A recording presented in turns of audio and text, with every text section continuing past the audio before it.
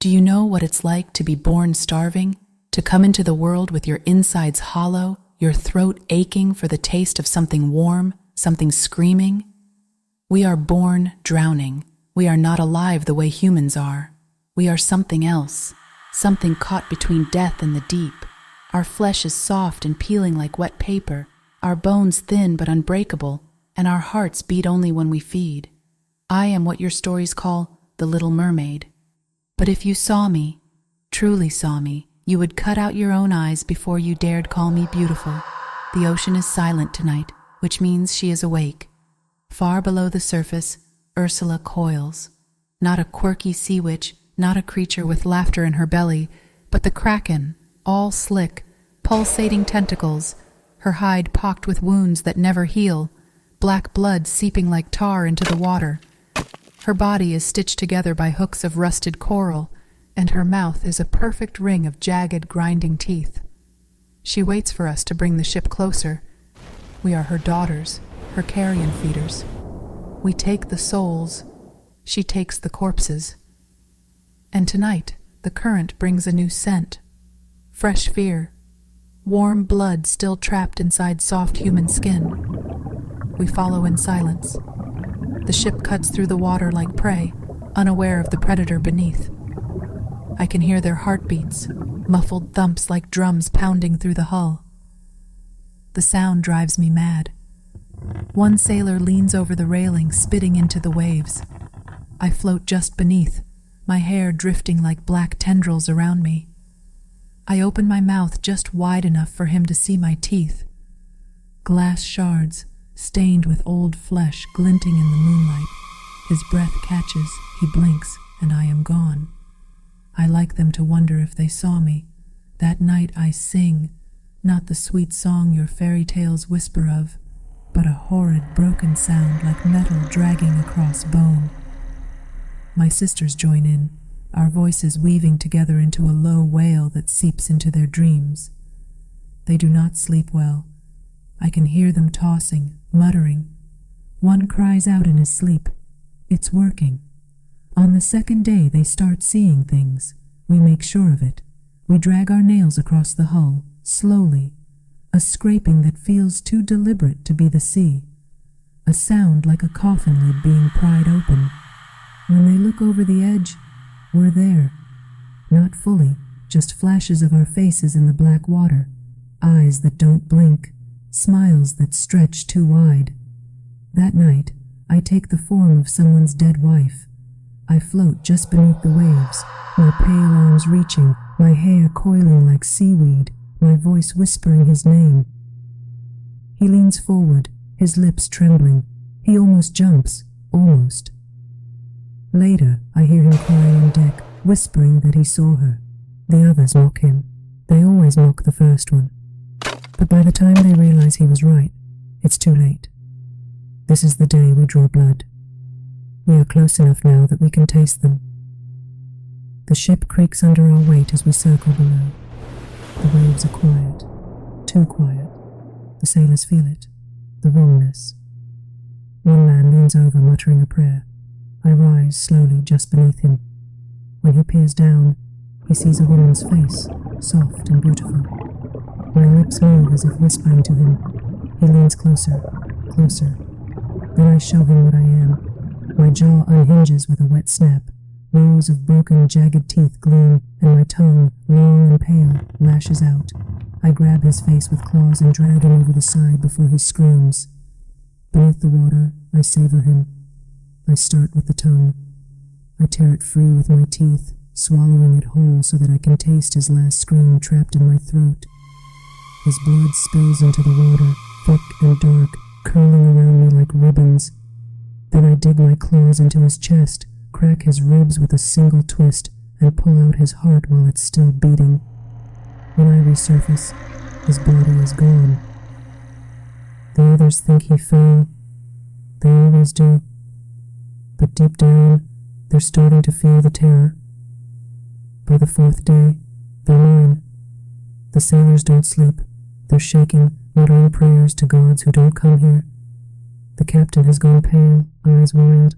Some of them are whispering that the ship is cursed. They are right. Ursula stirs now. I can feel her. She is ready.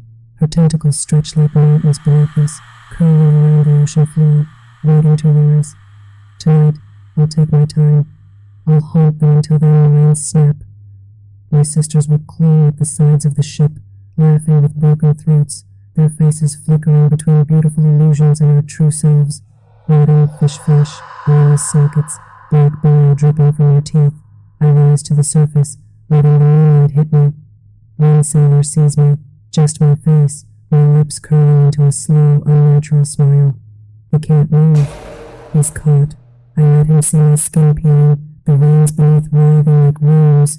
He vomits over the side. I laugh, a sound like drowning. But then I see him.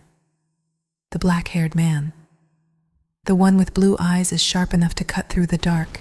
Even shaking, even terrified, he is beautiful. My hunger snarls, but I don't want to eat him. Number. I want him to carry me into the world of men. I imagine him screaming as I drag him down, his lungs filling with seawater. I imagine climbing inside his body, peeling him open like a suit, and wearing him until his skin fits me like silk. But not yet. First, I will let him know fear. The hunt begins. The ship groans as my sisters and I press closer, circling like wolves. The waves turn black, churning as Ursula begins to rise. Her tentacles will break the hull soon, and when that happens, we'll feast. And oh, how hungry we are. The water shifts. The air above the waves tightens, pulling inward like a dying breath. Ursula is waking. I feel her long before she rises, her pulse a deep, bone-rattling throb through the ocean floor. Her vast body uncoils from the trenches, slick black tentacles rippling like serpents. Her mouth grinds open, that bird-like beak splitting wide enough to shear through a mast. From her body leaks clouds of black blood, thick and stinking, poisoning the sea around us with a sour metallic taste. The sailors will see her too late. The ship creaks under its weight as we circle it, our claws raking the hull, our laughter rising in broken shrieks. My sisters climb the sides like bloated spiders, their pale hands gripping the wet wood. Their faces flicker between illusions of beauty and our true rotting selves, eyes milky white, lips torn, teeth jutting like shards of coral. We slip onto the deck like shadows, our wet footprints staining the wood with slime. One sailor turns, his eyes wide, and before he screams, my sister slashes open his throat, hot blood spraying across the deck like red rain. Another sailor tries to pray, but we rip out his tongue and feed it to the waves. The air smells of iron and salt. Their fear is intoxicating. The souls begin to loosen, sliding from their bodies like warm mist. We inhale them deeply, the way you might breathe in the scent of fresh bread, and every soul we take reignites our black hearts for a moment. The ship groans, a death sound. Then the sea erupts. Ursula's tentacles shoot out of the deep like black towers, wrapping around the ship and splintering wood with a deafening crack. Her beak grinds, splitting a sailor in two with one snap, the sound of bones crunching like dry twigs. The ocean churns red as she drags the broken bodies under, pulling them into her mouth where her grinding teeth chew through meat and bone, spraying gore into the water. Her feeding is a horror show. The waves foam pink. The deck is slick with blood. Screams echo into the night but are swallowed by the sea before anyone on land can hear them. Amid the chaos, my eyes find him, the black-haired man with blue eyes. He is fighting. How sweet it is to see him struggle. His face is cut, his hands bleeding, but still he swings an axe, trying to keep us away. Oh, I love him like this. I crawl toward him, my movements wrong and jagged, like a spider's. When he sees me, his face twists between fear and fascination. My illusion slips into place. I let him see a woman of impossible beauty, pale skin glowing, dark hair spilling like ink, lips trembling as though begging for a kiss. He lowers his weapon just enough. I strike. I grab him by the ankle, my claws sinking into his flesh. He shouts, tries to kick, but I'm stronger. The sea welcomes me, not him. I drag him off the ship into the black waves. His scream bubbles as we plunge beneath the surface deeper, deeper into the cold dark where no human breath survives. The water crushes him. His eyes widen, his mouth opening to scream but only filling with seawater. I wrap my body around his, pinning him like prey. His heart thrashes against his ribs. I feel every beat. There is a hunger in me that is not for his soul. Not yet. A mating hunger. We do not keep humans, we use them. We take what we need, the seed that will make another of my kind. And when the act is done, we devour what remains. I press him against the ocean floor, his body trembling with fear and lack of air. He claws at me, but his strength falters. I kiss him, not a lover's kiss, but a violent, drowning kiss that steals the last of his breath. His soul tastes sweet even through his lips.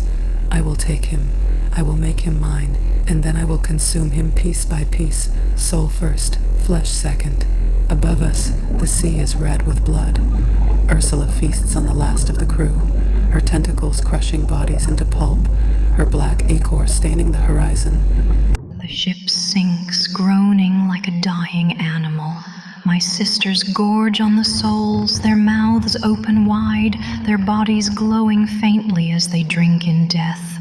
I drag my man deeper into the abyss, where the water is so black it swallows light. His eyes roll back, his body weakens. Soon he will be still, and when the last shudder leaves him, I will sink my teeth into his chest and tear out the soul screaming inside. We are not romantic. We are not merciful. We are the end of your stories. Do you know how beautiful humans look when they drown? Their faces blur between terror and surrender. Their skin turns pale, veins rising like blue cracks beneath the surface. Their eyes, those wide, pleading eyes, are the sweetest thing in the world. It's as if their very souls lean forward, begging to be devoured. The black-haired man is mine now. His body thrashes weakly as I drag him into the depths, his lungs clawing for air that will never come. The deeper we sink, the colder it gets. The ocean presses in like a coffin lid, and the last light from above fades into black. I take him where no human has ever gone and returned, the bone garden. It is a graveyard of all who came before, their skeletons piled like coral reefs, skulls grinning with shattered jaws. Pieces of sailors' clothing sway like ghost flags in the current, their colors faded to gray. The water here is warm, thick with death, swirling with fragments of souls that have never escaped. They cling to me like whispers, murmuring in languages older than the sea. I pin him against a jagged rock, my claws tearing shallow cuts into his chest. His blood clouds the water, a red halo around him. He stares at me, wide-eyed, chest heaving, his lips mouthing silent prayers. But no god can hear him here. We do not love like humans do. We consume.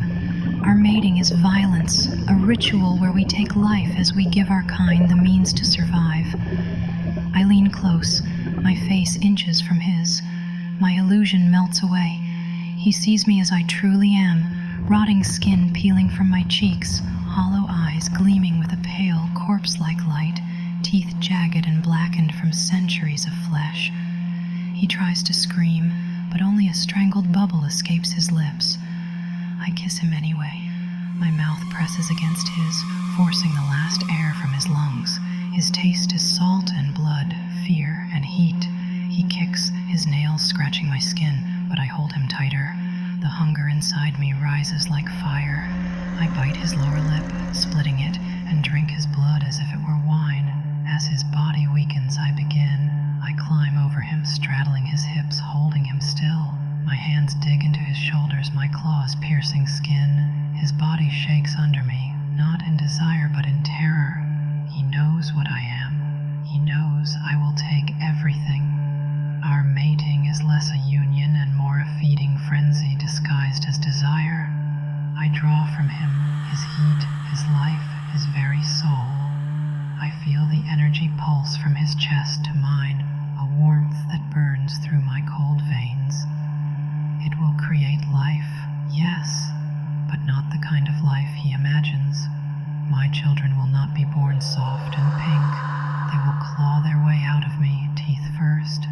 skin pale as death, their eyes black pools of hunger.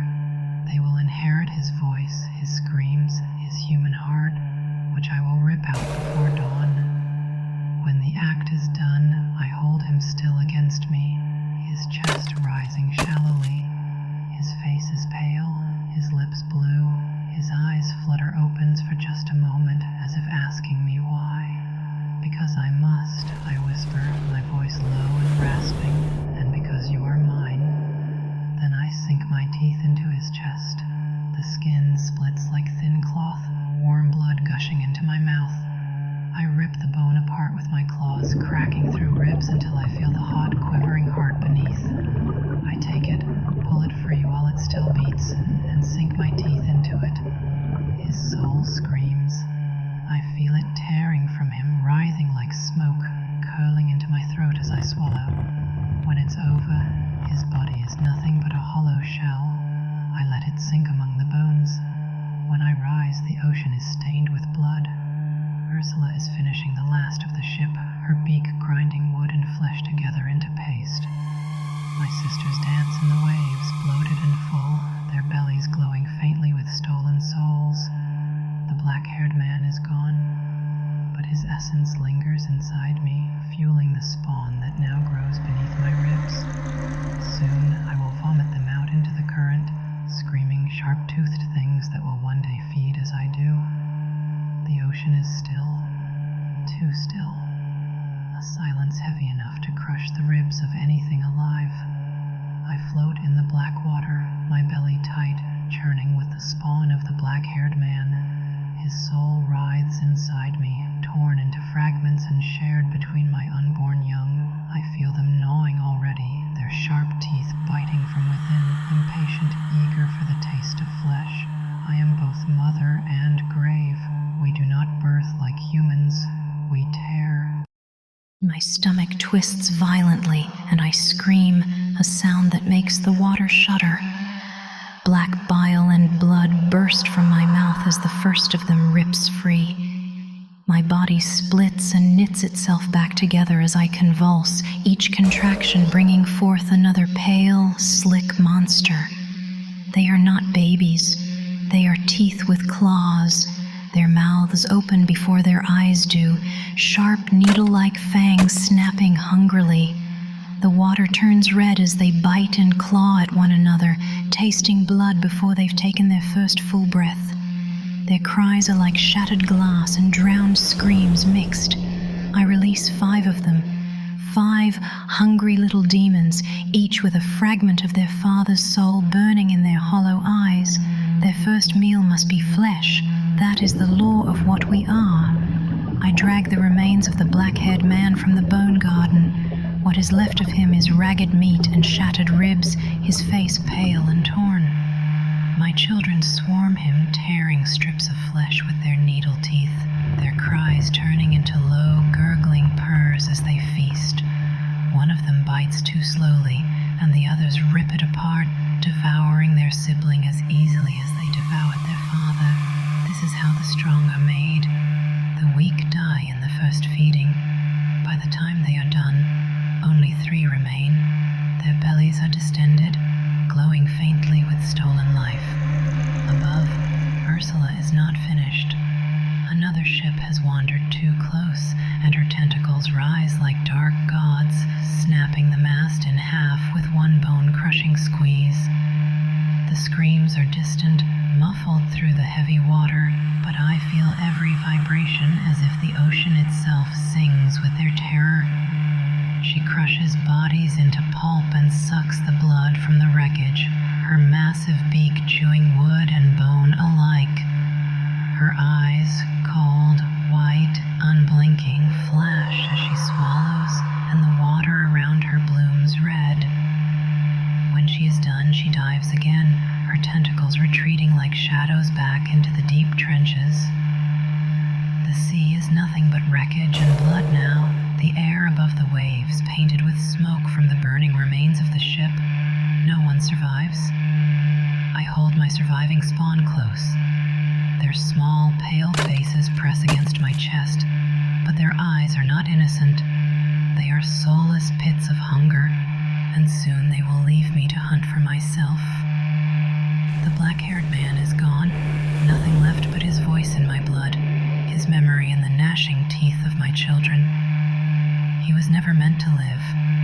humans never are.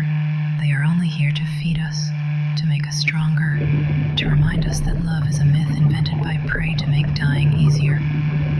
I look to the horizon. Another ship is coming. I can smell them even now. Salt, sweat, and joy, just like before.